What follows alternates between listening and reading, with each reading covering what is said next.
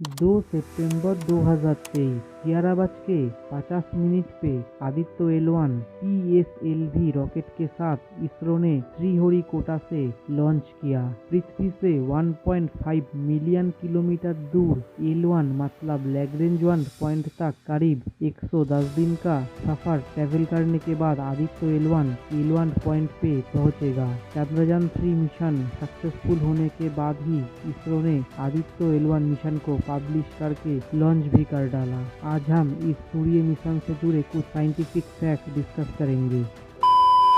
पहले आते हैं पेलोड पे। आदित्य L1 मिशन में जो स्पेसक्राफ्ट L1 पॉइंट पे गया है उसमें करीब 7 फंडामेंटल पेलोड्स है। पेलोड मतलब कि सामान, मतलब साइंटिफिक इंस्ट्रूमेंट। आदित्य L1 में जो फर्स्ट पेलोड है उसका नाम है VELC, विजिबल इमिशन लाइन कोरोनोग्राफी। नाम से ही पता चल रहा है इमिशन लाइन मतलब स्पेक्ट्रोस्कोपी। अब ये स्पेक्ट्रोस्कोपी क्या है? स्पेक्ट्रोस्कोपी मतलब स्पेक्ट्रम एनालाइजर। अगर हम सनलाइट को अगर किसी प्रिज्म से पास कराया जाए तो सनलाइट 7 डिफरेंट कलर में टूट जाता है। इस 7 कलर को ही हम स्पेक्ट्रम बोलते हैं। इस प्रोसेस को ही स्पेक्ट्रोस्कोपी बोलते हैं। स्पेक्ट्रोस्कोपी एटॉमिक फिजिक्स का एक पार्ट है।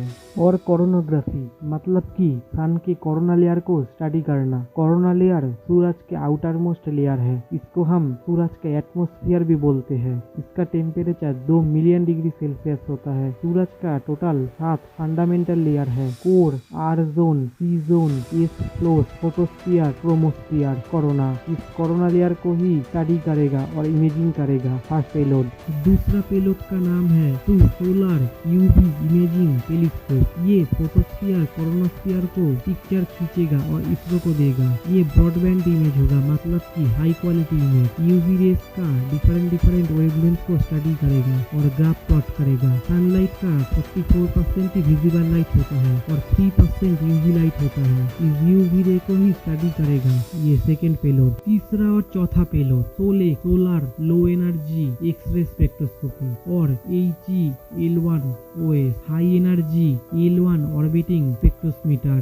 ये दोनों ही सन से आने वाला एक्सरे को स्टडी करेगा। तो रिसर्च से पता चला है कि सूरज दिन ब दिन एक्सपेंड होता जा रहा है, मतलब कि साइज में बड़ा होता जा रहा है, लेकिन बहुत स्लो प्रोग्रेस है, बहुत स्लो एक्सपेंड हो रहा है, इसलिए हमें पता नहीं चलता। इसको ही एक्सरे स्पेक्ट्रोमीटर स्टडी करेगा कितना एक्सपेंड हुआ है और होगा। ये ग्राफ प्लॉट करेगा। और भी काम है ये स्पेक्ट्रोमीटर का, जैसे कि हाई एनर्जी प्रोसेस, सूरज का लेयर का टेम्परेचर कितना है वो एक्सरे वेवलेंथ से पता चलेगा। केमिकल कंपोजिशन, केमिकल प्रॉपर्टीज को स्टडी करेगा। कॉस्मिक प्लाज्मा, हॉट प्लाज्मा का टेम्परेचर डेंसिटी को स्टडी करेगा एक्सरे स्पेक्ट्रोमीटर। सुपरनोवा, स्टार का सुपरनोवा होता है मतलब कि डेथ होता है, वो कब होगा तो ही स्टडी करेगा, इसलिए एक्सरे स्पेक्ट्रोमीटर इतने इम्पोर्टेंट है। फिफ्थ नंबर पेलोड का नाम है ASPEX Aditya solar wind particle experiment. सूरज से लगातार charge particle, electron, proton, heavier ion like helium ये आता रहता है पृथ्वी पे, बट अर्थ के मैग्नेटिक फील्ड का कारण ये अर्थ सरफेस तक नहीं पहुंच पाता। इस इलेक्ट्रॉन प्रोटॉन आयन को ही सोलर विंड बोलते हैं। याद रखना ये विंड नहीं है, ये चार्ज पार्टिकल्स है। सोलर विंड का हाई टेम्परेचर होता है और इसका स्पीड 700 किलोमीटर पर सेकेंड होता है। इसी को ही स्टडी करेगा फिफ्थ पेलोड आदित्य L1 का। 6th नंबर पेलोड का नाम है PAPA plasma analyser package for Aditya. ये भी सोलर विंड को ही स्टडी करेगा और इसका एक और भी काम है, ये प्लाज्मा को ही स्टडी करेगा। 6 नंबर पेलोड। लास्ट नंबर और 7th पेलोड का नाम है advance try axial high resolution digital magnetometer. जैसे कि नाम से ही पता चल रहा है सूरज का मैग्नेटिक फील्ड को स्टडी करेगा ये पेलोड। अर्थ का मैग्नेटिक फील्ड का कारण है अंदर का लावा। इस टॉपिक पे एक ऑलरेडी वीडियो है, देख लेना, डिस्क्रिप्शन में लिंक दे दूंगा।